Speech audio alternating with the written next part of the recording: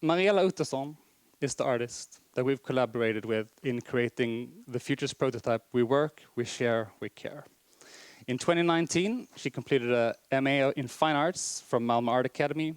She has presented her work nationally, internationally, including Skissernas Museum in Lund, Inter Art Center in Malmö, Gothenburg's International Biennial for Contemporary Art, and at this very moment in Malmö Konsthall. Please give a warm hand to Mariella Ottosson.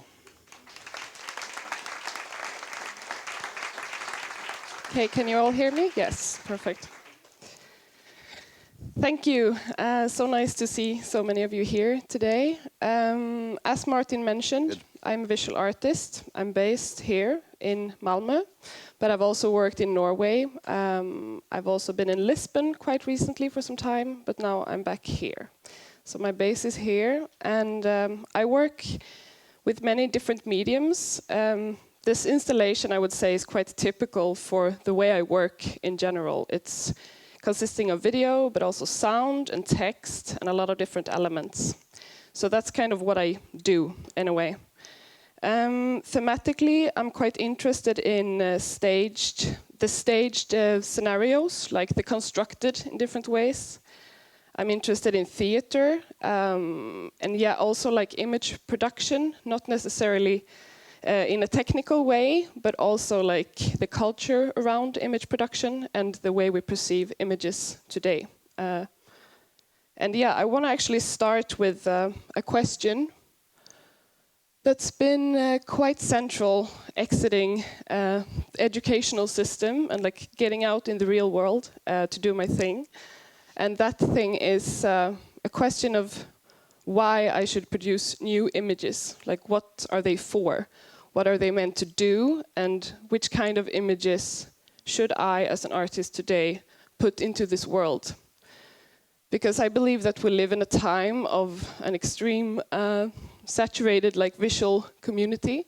There's a lot of information coming and going, and that our relationship to images has like fundamentally changed in the past decades. So that's sort of a question that's been very central to my practice in the recent years. And yeah, returning to this quote by Berardi, which is a quote from this year, the premise of exhaustion is the mythology of infinite expansion, modern culture and technological evolution.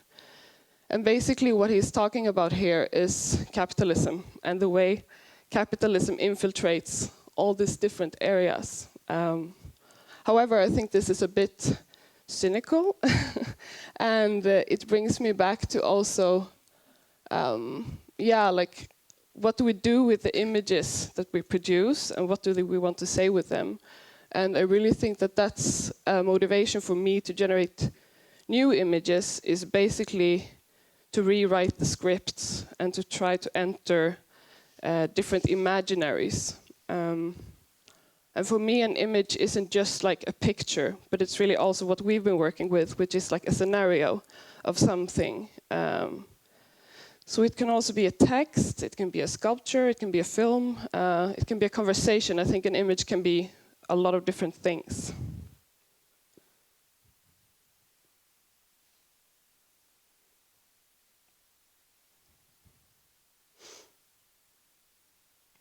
And in this project, returning to the concept of the myth, or like the mythology, we've been trying to make a very speculative mythology around the future of this specific site. And through the character of Marta, which Martin read about so beautifully in the beginning, I've been developing this installation.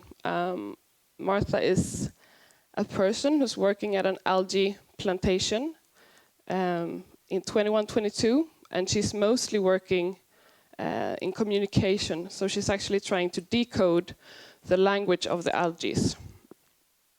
And in this process of working with this piece, there has been both moments of looking back, like looking back to the history of the site, the way the workers' community looked back then, but also obviously looking at changes that are occurring on site now, like our present day, your work here at Media Evolution, what kind of ideologies are running this space now. And then obviously also to try to imagine forward, like 100 years from now, what will be the priorities, what will the site look like, and what will be represented here. Yeah, and this image was taken on the 23rd of May in 2022, so this summer, speaking of dates and time. And this is actually a house just around the corner from here that's being preserved. It's being raised due to the raise of the water levels that are expected to come in Malmö in the coming years. So it's part of the video installation at the entrance, and it's also part of the narrative where Martha is looking backwards and like returning to the history of the site. And I believe that if Martha would see this image, I think she would say something like this.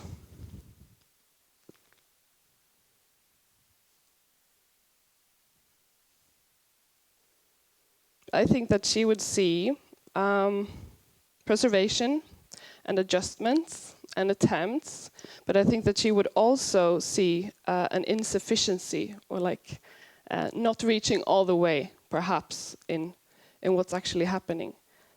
And that it's very difficult to mend the kind of chaos that climate change is bringing about.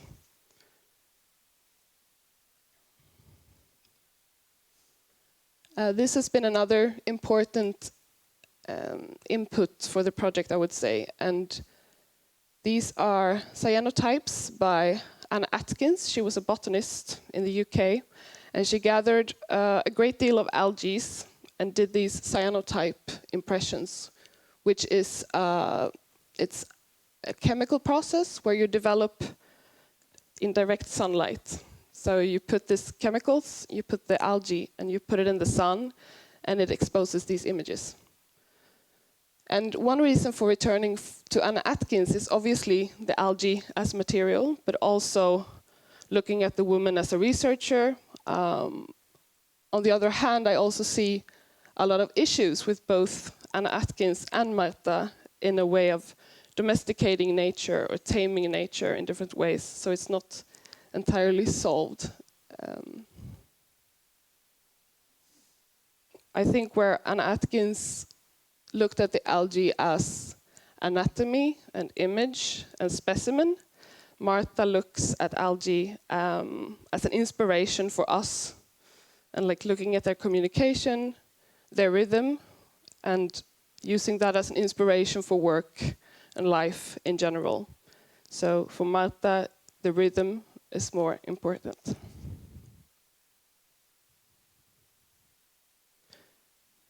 So by inserting myself in these characters of Martha or Anna,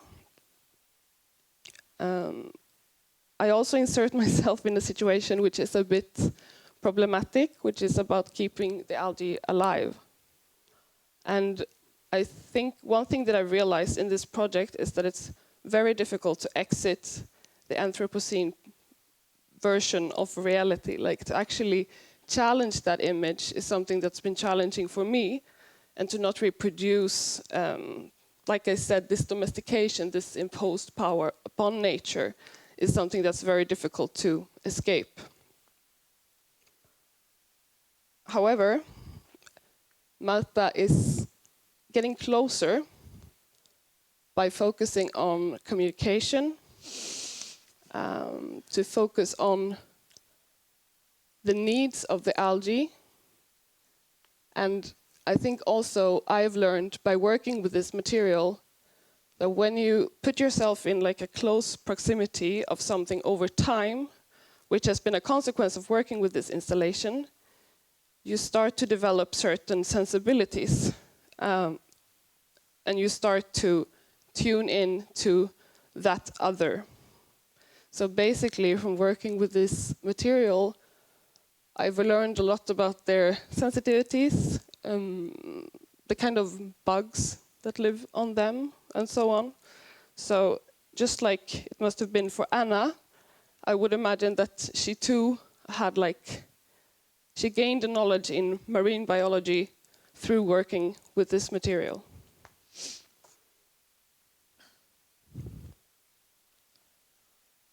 Now, in our imagined scenario, there is a DAO called the Synthesis. And in 21-22, a lot of the organizational structure is placed locally, like on-site, very hands-on in small communities. But there's also another aspect of a global perspective, where people are organizing around the climate, and there has also been given votes to different natural resources. So for instance, the algae have a vote in a political system, which naturally gives them also a certain economy within society. So this is one of the sort of interfaces that we've been working with in the video. And I think also one thing that's worth mentioning in regards of our narrative is that there's been a shift in the way we work, not so much according to the hour, like the daily routine, but that rather people are adjusting to perhaps temperature, the tide, and there are some other values that come in organizing work and the way people organize their time in relation to work.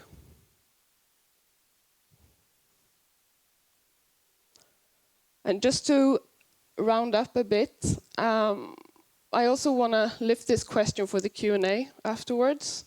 But where do characters go when the story is over? This is actually something I attended a workshop in Lisbon with visual artist Dora Garcia, Spanish artist. And we had a discussion regarding the characters in film. So when you turn off the film, what happens to them? Do they continue in a parallel universe? Do they die and resurrect every time? And what happens with them over time, like over years and decades and centuries? What happens with a character in a book, or what happens with a character in a film? And I want to lift the question of what happens with Marta, for instance, and what happens with the story. And what I think is really beautiful is that we do have a book now that's actually like continuing this conversation. But yeah, it would be interesting to discuss with you, perhaps also strategies for like, yeah, keeping the conversation going and keeping the characters alive. So yeah, that's all for me. Thank you.